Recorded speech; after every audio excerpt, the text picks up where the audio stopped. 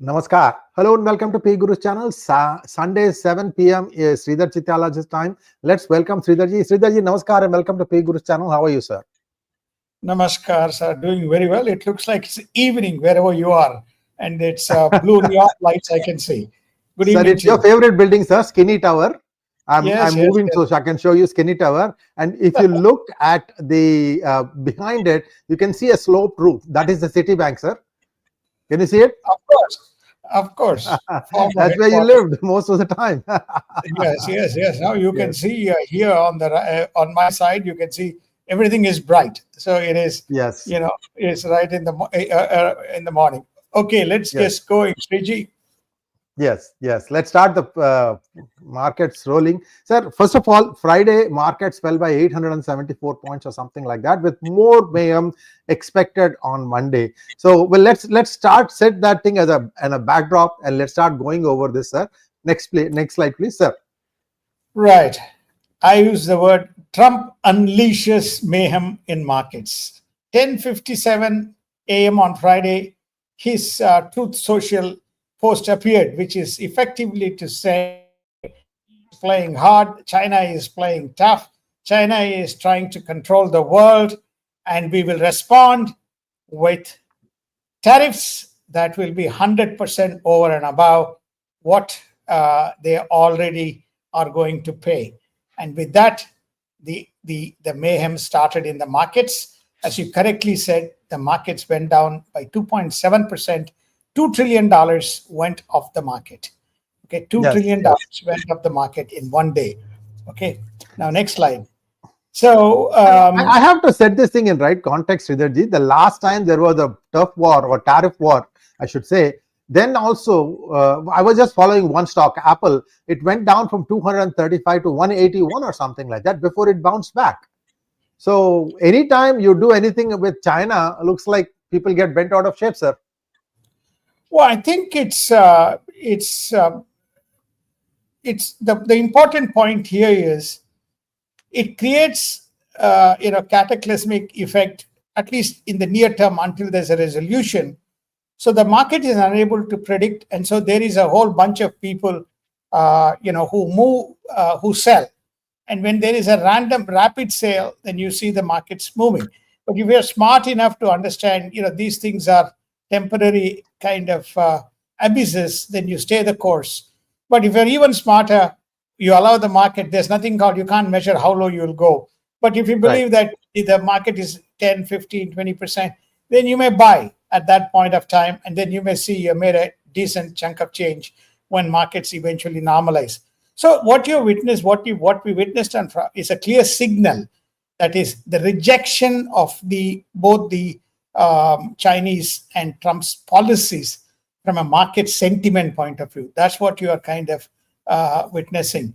So you're saying, I mean, the first is the U.S. markets, Dow, S&P, Nasdaq, all went down. S&P had inched past 6,700s. It's back at 6,550. Still an excellent number. Nasdaq fell 820 because that's where most of the Max 7 and big tech stocks are. And Dow also fell 900 points because most of the industrials are in Dow. Now, similarly, stocks, DAX and FTSE, which is in Europe, they all fell. Especially DAX, the European, 369.79 points. Then the Asian markets, which caught the tail end of it, the Nikkei fell about 500 points. We'll begin to see some of this in the positive effects of it, or the downward effects of it, as the markets open in Asia on Monday. Nifty showed positive results because whenever there is a problem between US and China, Indians think that there's an opportunity to climb their way up. So obviously, Nifty went up by about 100 points, and even the market press is writing that, hey, there may be an opportunity here for the Indians to leverage this tussle between the Chinese and the Americans. So let's wait and see, Sriji. So that's the market reaction. Okay, Yeah. what does the market meltdown reveal? How one man can shake the global economy. One man here refers to one man across two countries, one in US and one in China. Okay, Xi Jinping and Trump are the most powerful people, is obvious. Once upon a time, the Fed governors used to be. And so now these leaders who are playing everyday circus and running a roller coaster in the global markets. So what's Trump's statement? China was becoming very hostile with the rest of the world, especially when it comes to the control of rare earth metals. Remember, India also went, and I think some agreement was reached between Prime Minister Modi and Xi Jinping, so that India is not hampered by access to the rare earths that they import from China. I think they've also been looking for other supplies. So they're courting, of course, the Afghans. The collapse was also triggered by Trump's remark about a possible massive increase on Chinese imports. Well, there are three things that Trump is directing towards China. One, increase by 100% the tariffs over and above what they have, which are around, I think, 35 or 40%. Then the second, he's going to levy tax on all ships docking in U.S. ports, because China sends lots of ships, so they have to pay a toll. And the third is that he's going to impose lots of restrictions on both export of software and other kinds of things that China relies on from United States. But Trump doesn't realize that China has been silently working away and less dependent from US as far as imports are concerned from China, from US. But they are still reliant to supply to the US market. US still remains one of the largest suppliers and largest trade deficit holders with the United States. I'll pause here for a minute because you said 1 minute. Okay. Yeah, in one of my conversation yesterday or day before yesterday, I wrongly said titanium. It's actually tungsten. Tungsten weighs almost the same weight as gold, and if you are going to mess up with the clarity of the gold, if you want to make it impure, you would add tungsten to it. Because there was a story about how Sabarimala gold was taken from there. It took 29 days for it to go to Chennai, where there was a lab that was testing. Clearly, these people don't know that NTT can be done right at the premises, sir. I'm shocked. 29 days, which means each one took a little bit of bite, because at the end of the day, they have come up with a 10% shortfall. What left Sabarimala? What came back to Sabarimala? 10% shortfall. I mean, sir, we are dumbos, sir. We are dumbos. That's all I can tell you. They can't even check and see what's the latest stuff. My God. Sir, over to you, sir. Yeah, sorry. So China says its rare earth export controls are legitimate. It's within the international paraphernalia of trade. The contention of the Chinese is that many of these rare earths, I think now 12, 5 plus 7 that have been banned, are used for defense and security purposes. Whether it is the chassis of the planes, whether it is lasers, whether guided missiles, whether it is drones, they are used. These rare earths are used in the manufacture of these equipment, including submarines. So what their perspective is that they are taking this, they're making this policy in response to the Chinese national security policy and protecting themselves. This is Xi Jinping's kind of claim, right? And strike when he's responding. Strike when it is hot and exert. Why strike when it is hot? We are now on October 13th. Less than 2 weeks from now, they are supposed to meet in South Korea for the APEC meeting. And prior to that, they're supposed to discuss trade and tariff policies and see how they can come together. So right at that moment, this is the leverage point for Mr. Xi Jinping. And he says, I'm going to impose all these controls. This is not the only lever that China has. China has quite a few levers under its control in terms of striking Trump. But let us see how that pans out. So the question is, Beijing accuses Washington of double standards, especially on restrictions. Remember, US has also imposed lots of restrictions on China by way of exports that one can make. NVIDIA's H2O chip is one example. And then he relented. Right now, as we speak, there is also the TikTok deal that is going on with Qualcomm. So you have that also hanging in kind of balance, which is a very emotive kind of topic for both Xi Jinping and President Trump. So it's all becoming a kind of a broad show. But I think China is sending a message that you fools, you began to use these rare earths from us. You've forgotten that you try to do anything to us, we can control your destiny, be it on defense equipment, be it on semiconductor, be it on EVs, and be it on other types of consumer electronic items that you are reliant on us to supply this for your productions to continue. They have not only stated as part of the restrictions, they have said for you to import this, you must take special licenses, especially if you are using 0.1, at least 0.1%. The barrier is so low, 0.1% of the material that you have imported from us, then you must take special permission to use it. We may not grant you if it is 0% and only for domestic purposes is fine.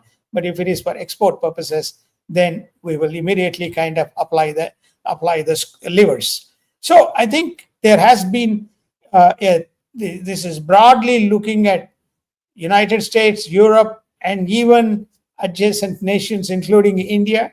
And of course, Russia seems to be exempted because of the Russia-China close proximity. And I think Modi has done a very smart move by going to the SCO meet and patching up the relationships, keeping in mind the two things: rare earths and fertilizer, and also the APIs for the medicines. So therefore, he seems to have. But let us see whether that translates into a play. As far as this game plan is concerned, I think Xi is positioning himself to really have Trump at a point where he can negotiate and dictate the outcome of the trade discussions with United States. Next slide. Thank you, sir. I have a couple of observations, but let you finish the presentation and I'll come in, sir. Well, I think we have shown this before to you. 90% of the rare earths reside in China, and they control 70% of the supply chains which drive this equipment that is manufactured using the rare earths. Next slide. And this is where rubber hits the road. 70% of the US imports comes from China. And then Malaysia, Japan, Estonia, and probably others make up. This is the reason why Trump is making concessions. And he's also speaking to Ukraine, he's speaking to Afghanistan, he's speaking to Pakistan. Anybody who tells him, I've got rare earths on my, growing, or is below my earth in the back of my house, is willing to do a deal with that nation, even without validating and checking. So this is boiled down to a broad, not only trade discussions, but assertive geopolitical leadership. I think we are coming to that brink, and that is essentially the reason. And once the weather and once the dark clouds clear, coming back to the markets, I think the markets will reset itself unless this becomes a dramatic showdown between two of the largest economies in the world of trade. Thank you, sir. I just wanted to make one observation. Products like this, where there are rare earths used, they have overproduced it, Sridharji, and many of these things stop working after 2 months. And for example, this is a Bluetooth. Only the left one works. Right doesn't work. No matter what I do, it looks like iPod, or I think it's called iPod. It looks exactly like that, but it doesn't work. This one, they are unfortunately pressing it too high. They're keeping it at 159. Let them bring it down to 99 and watch the fur fly. All these things you have to do. These guys are just, sir, this is sold for like $8, $9, sir. It's a throwaway price. And they've just gone and manufactured the hell out of everything, sir. With partial defects, semi-partial defects, full defects, and so on. And Yeah. some of them real, some of them fake. So there is this. But it's very interesting that when you look at these 12 rare earths, whether it is what's it called, neodymium, praseodymium, dysprosium, or all of them, you will see have either industrial, defense, consumer electronics, as well as semiconductor and EV, which are the four sectors which are driving the markets in United States, right? Which are the four? There's significant amount of EV, right? There's significant amount of NVIDIA AI chips, semiconductor. There's a significant amount of defense. Remember, United States government itself is taking equity stake in some of the defense manufacturing. Significant amount of investment in defense. Then what's the fourth and fifth? Significant amount of investment is going into power generation to support these data centers. And then finally, the semiconductor chips themselves, whether it is for EV vehicles or whether it is for consumer electronic consumption. So China is also hitting those specific sectors where the money is going in and where the market valuations have significantly grown in United States in an asymmetric manner relative to the composition of the market, Sriji. Thank you so much, sir. And I think that brings us to a close of today's program, and we can have a few questions now. Ashish wants to know, sirs, will the US economy slide into recession with Trump's China tariffs, and what is that what market corrections are indicating? Market corrections are reflecting the sentiments coming out of the statements from the two leaders.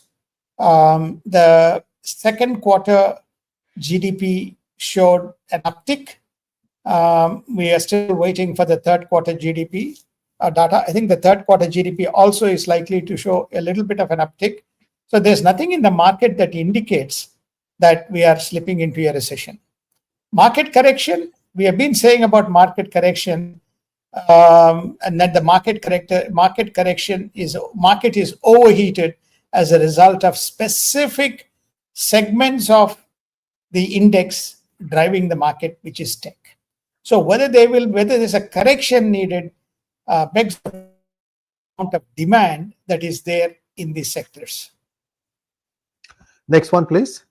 Arun wants to know, I know both of you don't like Gavin Newsom. Do you think he'll be Democratic candidate in 2028? Sriji, this is your man.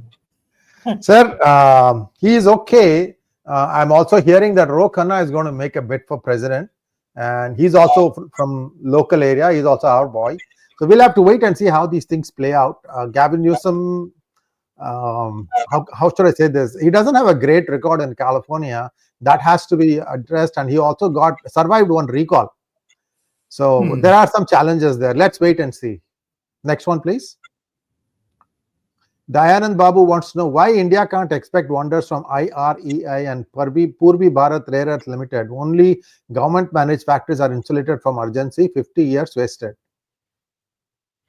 I don't have an answer to this question, Sriji. Me too. I don't know. Yeah. What happened to Chandan, Vibhuti, and Kumkum, Sridharji? Well, there are different times, different in different places. So therefore, appropriately, you have to dress yourself. So therefore, yes, this is not the time for me to have it, but it is there. If you closely look at it, it's there. It's there, correct. Next one, please. Will gold and silver prices cool down, or will it go up further? Now, gold will continue to rise because of the volatility in the markets, because of geopolitical uncertainty, because of the whiplash. I also believe, I mean, I'm just interjecting it. I also believe now that Nobel Prize is out of the way, how motivated Trump is going to be, or will he let Israel to play out in the Gaza? Okay, there's now that Nobel Peace Prize is gone. I don't expect the truce to last for long between Hamas and Israel, and we'll soon begin to see. So some of these geopolitical turbulences will continue to weigh on the markets. So under those circumstances, commodity is where you go to in terms of taking your parking your money. Thank you so much, sir. That brings us to a close of today's program. Please like, share, and subscribe to our channel. Don't forget to click on the bell button for notifications. Namaskar, sir. Namaskar. Thank you. Have a wonderful day, Ji.